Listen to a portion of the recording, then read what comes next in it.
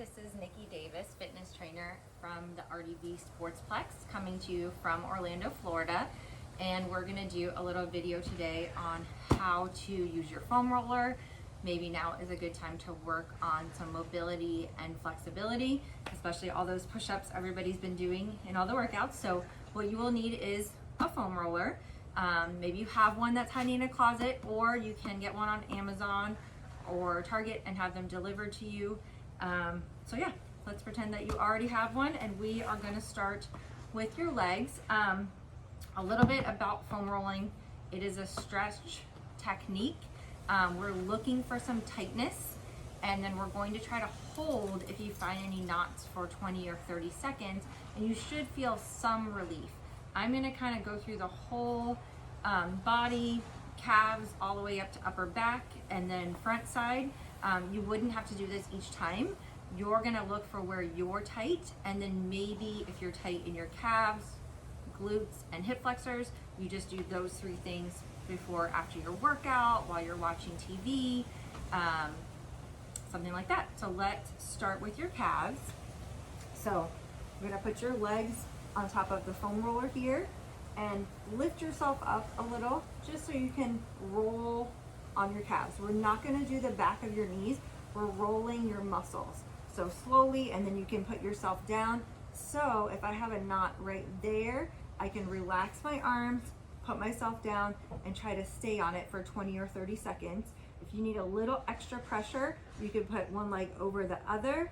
If you've got a good knot there like I do, you can even point and flex your toes. You see what I'm doing there? It's called pin stretching. It will help dig in a little more to that knot. So say you're not really feeling anything right now in your calves. Before you decide that your calves are no problem and you don't have any knots, try to externally rotate your feet a little or internally rotate, because sometimes I don't feel anything and then I turn my toes out and my right calf tends to have a knot right there when I do that. So try that. But moving on, if your calves are okay, we're gonna come up to your hamstrings, muscles on the back side of your legs. So again, we're gonna lift yourself up and roll and try to see if you find any point tenderness, some knots or just a spot that's more tender than the rest.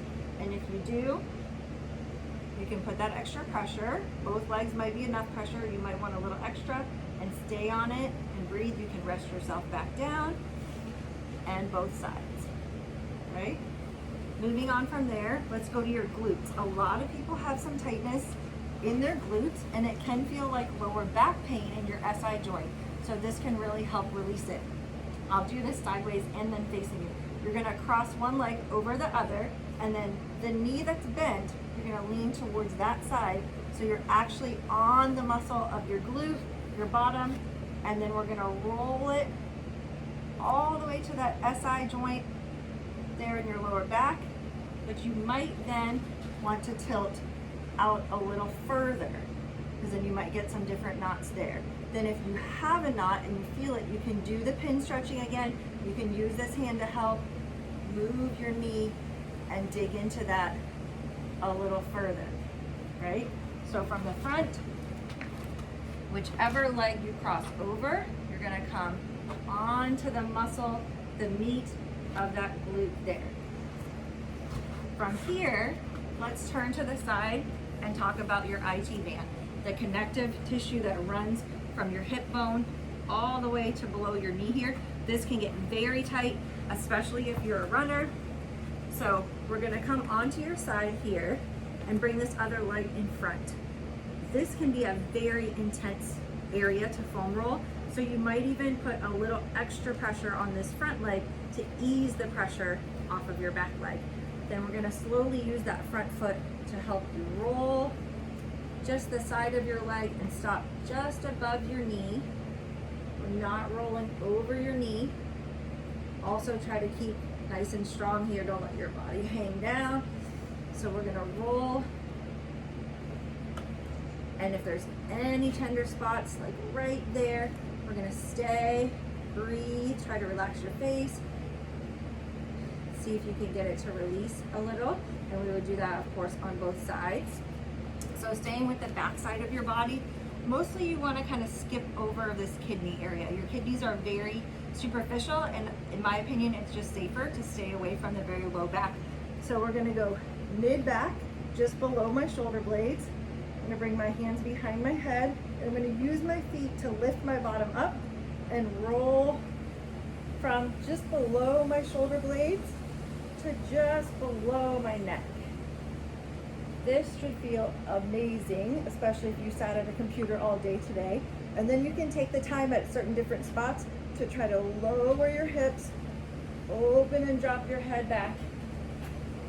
And this is basically a counter position to how a lot of us spend our days. At a computer, driving forward, and we really want to try to open that mid back. Then while we're here, we can also foam roll your lats. So you would come off the center and turn a little here and roll your lats and try to find some knots. If you've got a spot there, you can rest yourself down. You can also take this arm and move it and kind of dig in to a spot that you have. And then let's turn to the front side. We're gonna work our way back down. So gentlemen, you could foam roll your pecs if you like. We're not gonna do that, but I'll show you how you would do it. You turn your foam roller at an angle because the fibers of your chest muscles run at an angle. So I've got this back hand like in a plank position, and then I'm gonna lean here and roll my chest all the way to the center of your chest and back out.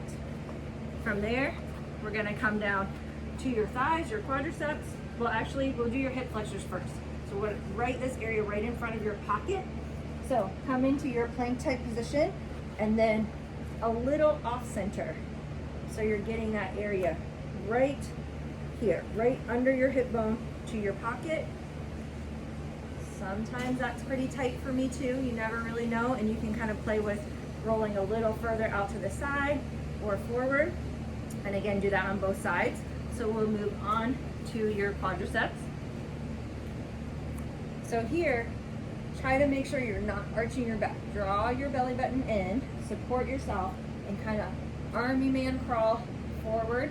So you roll just above your knees and back.